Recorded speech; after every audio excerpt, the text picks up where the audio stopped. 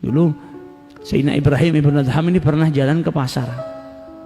Di pasar dia dapat orang, kedua kakinya sudah nggak ada, ya, kedua kakinya terpotong, kemudian kedua tangannya juga terpotong, nggak punya kaki, nggak punya tangan.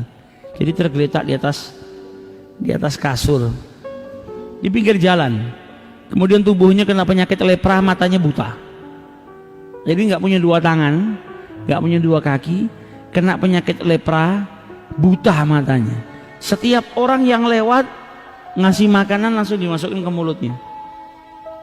Setiap orang ini dikasih makanan masuk ke dalam mulutnya, ngucap Alhamdulillah atas kenikmatan yang luar biasa yang kau berikan kepadaku ya Rabb. Ibrahim ibn Adham ngelihat orang tersebut tadinya mau jalan, dengar yang diucapkan Alhamdulillah atas kenikmatan besar yang engkau berikan kepadaku ya Rabb, berhenti dia.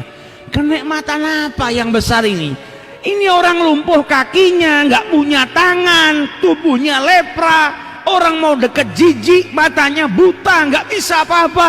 Kau dia ngucap atas kenikmatan yang besar. Nah ini kadang kita disuruh ngelihat orang yang di bawah kita, orang ini, supaya kita bisa merasakan untuk menyadari kalau kita punya kenikmatan yang besar yang orang lain nggak punya. Maka berhenti Ibrahim bin Adham, dideketin orang itu sama Ibrahim bin Adham.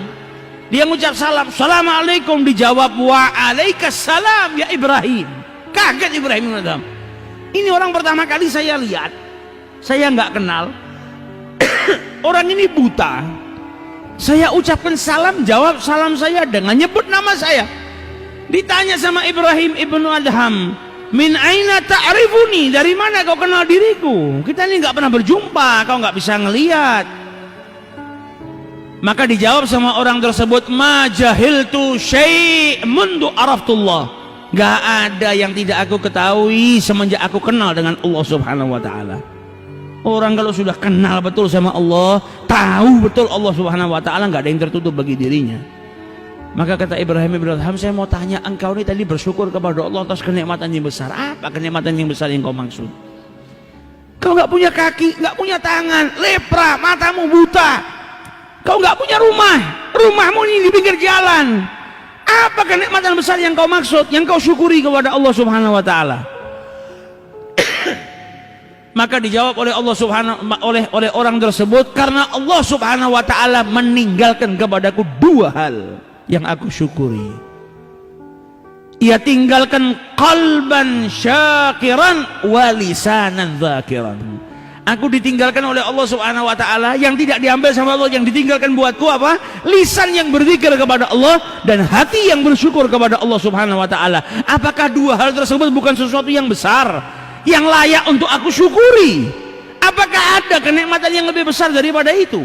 Orang yang punya rumah, nggak punya hati yang bersyukur kepada Allah, nggak punya lisan yang berzikir kepada Allah, apakah rumahnya lebih nikmat daripada itu?